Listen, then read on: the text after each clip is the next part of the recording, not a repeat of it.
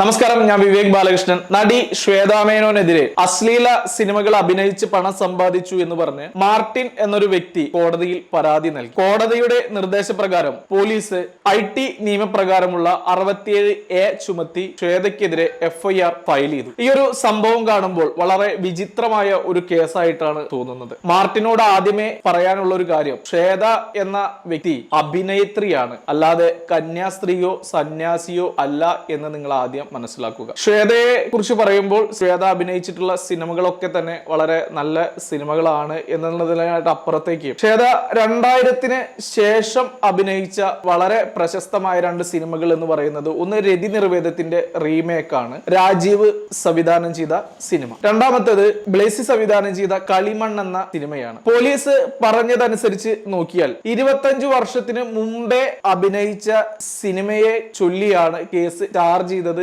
എന്നതാണ് മനസ്സിലാവുന്നത്. അങ്ങനെ നോക്കുമ്പോൾ ഈ പറയുന്ന IT നിയമപ്രകാരമുള്ള വകുപ്പ് 67A എന്ന് പറയുന്ന വകുപ്പ് നിയമത്തിൽ ആഡ് ചെയ്യപ്പെടുന്നത് 2000-ന് ശേഷമാണ്. അപ്പോൾ എങ്ങനെയാണ് ആ കേസ് നിലനിൽക്കുന്നത് എന്ന് മനസ്സിലാവുന്നില്ല. രണ്ടാമത്തെ കാര്യം, ഈ ശ്വേത എന്ന് പറയുന്ന നടിയുടെ ഒരു അർപ്പണ ബോധം നമ്മൾ എടുത്തു നോക്കിക്കഴിഞ്ഞാൽ അതിഭീകരമാണ്. കാരണം ശ്വേത വർഷങ്ങൾക്ക് മുമ്പ് തന്നെ ബ്ലസിയുടെ കളിമൺ എന്ന് പറയുന്ന ചിത്രത്തിൽ തന്റെ പ്രസവം ചിത്രീകരിക്കാൻ സമ്മതം നൽകിയ ഒരു സ്ത്രീയാണ്. അന്ന് നമ്മുടെ പ്രബുദ്ധ കേരളം അതിശക്തമായി അവരുടെ ആ തീരുമാനത്തെയും അത് ചിത്രീകരിക്കുന്നതിനെയും കുറിച്ച് വളരെയധികം വിവാദം ഉണ്ടാക്കുകയും അത് ചിത്രീകരിക്കാൻ പാടില്ല എന്ന് പറഞ്ഞ് അതിനെ തടസ്സപ്പെടുത്തുകയും ചെയ്തു. എന്നാൽ വർഷങ്ങൾക്കിപ്പുറം ഇതേ പ്രബുദ്ധ മലയാളികളായിട്ടുള്ള നമ്മൾ മുഖത്ത് ഒരുപാട് പുട്ടി വാരി വിതറി, തന്റെ ജനിക്കാൻ പോകുന്ന കുട്ടി തന്റെ യഥാർത്ഥ മുഖമല്ല, തന്റെ ഈ പുട്ടി വാരിയിട്ട മുഖമാണ് കാണേണ്ടത് എന്ന് പറഞ്ഞ് തുള്ളിച്ചാടി പോയിട്ട്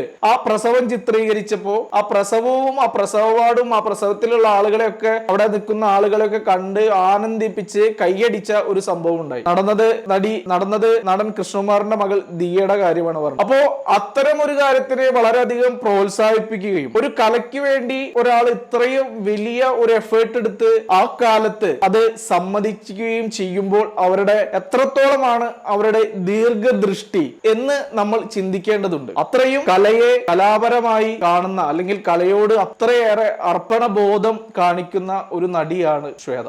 അങ്ങനെയുള്ള ഒരു നടിക്കാണ് ഇത്തരത്തിലുള്ള ഒരു പരാതി കൊടുത്തിട്ടുള്ളത്. ഇതൊരു കാരണവശാലും നിലനിൽക്കുമെന്ന് തോന്നുന്നില്ല. കാരണം ഇതിന്റെ ബേസിക് നോക്കുകയാണെങ്കിൽ യാതൊരു വിധത്തിലുള്ള അടിസ്ഥാനപരമായിട്ട് യാതൊരു വിധത്തിലും ഇതിനെ കേസ് നിലനിൽക്കുന്ന പോലെ തോന്നുന്നില്ല. കാരണം ഈ പറയുന്ന സിനിമകളൊക്കെ ഗവൺമെന്റിന്റെ നിയമപ്രകാരം സെൻസർഷിപ്പ് നടത്തി ജനങ്ങളിലേക്ക് എത്തിയിട്ടുള്ള സിനിമകളാണ്. അതുകൊണ്ട് തന്നെ മാർട്ടിൻ എന്ന് പറയുന്ന പരാതിക്കാരൻ ചിലപ്പോ അഴി എണ്ണേണ്ടി വരുമെന്നും തോന്നുന്നുണ്ട് ഇത്രയും രീതിയിലുള്ള പരാതികൾ കൊടുക്കുന്നതിന്റെ അടിസ്ഥാനത്തിൽ. മാർട്ടിനോട് മറ്റൊരു കാര്യം പറയാനുള്ളത്, ഇപ്പൊ സമകാലിക കേരളത്തിൽ ഉദ്ഘാടന കർമ്മങ്ങൾ നിർവഹിക്കുന്ന ഒരുപാട് കടകളുണ്ട്. ആ കടകളിലൊക്കെ മുന്നിൽ നടിമാര് കാണിച്ചു കൂട്ടുന്ന തെമ്മാടിത്തരത്തിനെതിരെ നിങ്ങളൊരു കേസ് കൊടുക്കുന്നത് നല്ലതായിരിക്കും. കേരളത്തിലെ യുവാക്കളൊക്കെ ലൈംഗിക ദാരിദ്ര്യം അനുഭവിക്കുന്നു എന്ന് പറഞ്ഞുകൊണ്ട് അവരെ ഒന്ന് സന്തോഷിപ്പിക്കാൻ വേണ്ടിയിട്ട് അതൊന്നും കട ഉടമകൾ ഇത്തരത്തിലുള്ള തെമ്മാടിത്തരങ്ങൾ കാണിക്കുന്നു. അത് മാർട്ടിന്റെ ശ്രദ്ധയിൽ പെടട്ടെ എന്ന് കൂടി പറയുകയാണ്. രണ്ടാമത്തെ കാര്യം